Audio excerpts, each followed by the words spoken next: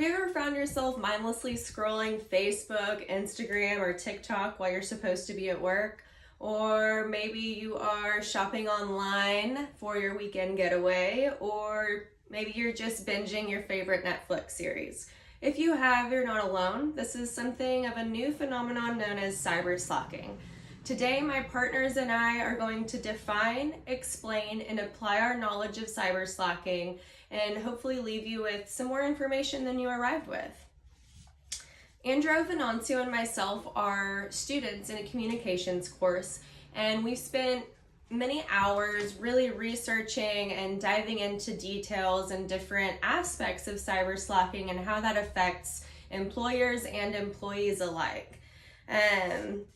In order to provide you with sufficient understanding of cyberslacking, we will first define what cyberslacking is, both by our textbook and by a study, our own research. And then we're going to explain that, and then we're also going to apply that knowledge to hopefully give you a full scope of what all that means. Our textbook, Communication in the Real World, defines cyberslacking as the non-work related use of new media while on the job. New media can be anything from social media to gaming to streaming online, anything that relates to new devices and that sort of thing. Our textbook actually was the first to steer us in the direction that this is actually something that helps employees feel less stressed. The textbook states that employees that utilize cyberslacking made them feel more connected, less bored, less stressed, and increased work satisfaction. So I guess you could say, similar to happy wife, happy life, the same thing could be said for employees. And seeing as though employees can take up to tens of thousands of dollars to train a new hire, this might actually end up benefiting the employer more than it even does the employee. There was another study by Deepika Mishra and Natasha Tegeha, and they did a study that involved 392 private sector employees, and they found the same thing, that there was a direct correlation between high stress and utilization of new media in order to cyberslack.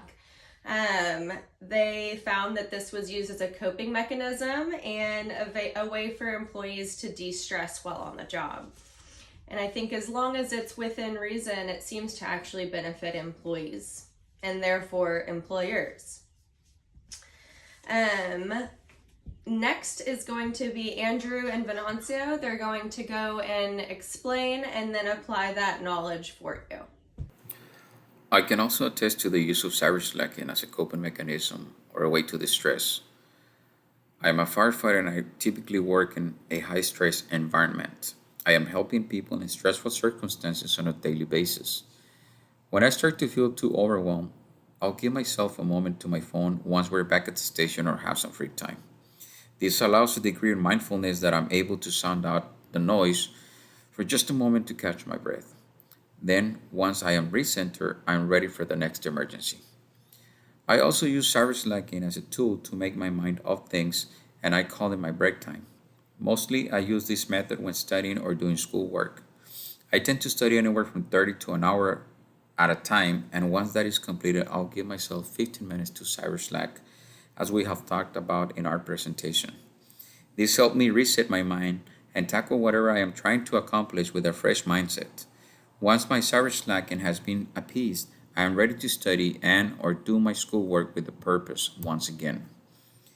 My classmate Mary has introduced and defined the topic of cyberslacking very well. Thus far, I hopefully have done the same by providing a personal explanation that explains our stand on cyberslacking. Now, our last partner will show his example, and Mary will conclude the presentation. Thank you.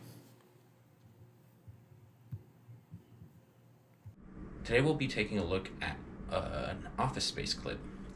It's about a man named Peter who has reached a breaking point in his life from the stress and mental toll that his job has caused him.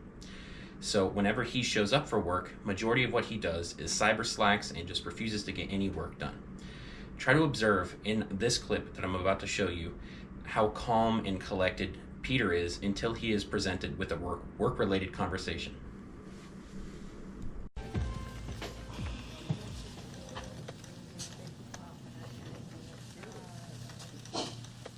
So, Peter, what's happening?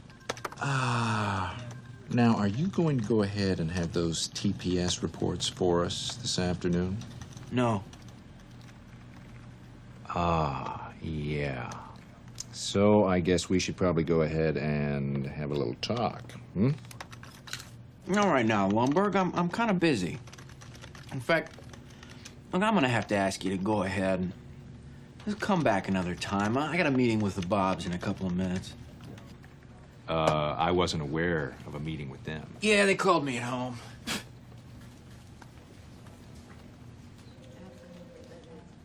That sounds good, Peter. And we'll go ahead and get this all fixed up for you. Great. After observing Peter's coping mechanisms for his workload, we can see that he decides to cyberslack, whether that be in front of his boss or by himself.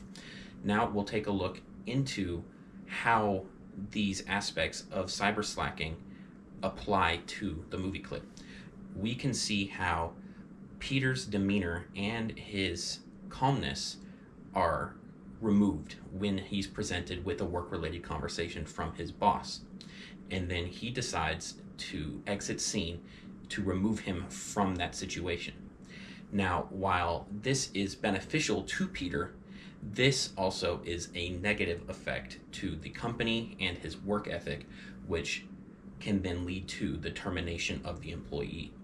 So in conclusion, cyberslacking, if used in the correct amounts, is a beneficial factor to an employee's mental health, whereas if used in excess, it can lead to termination of the person and overall a decline in work ethic. In conclusion, today we have defined, we have explained, and we have applied our knowledge of cyberslacking.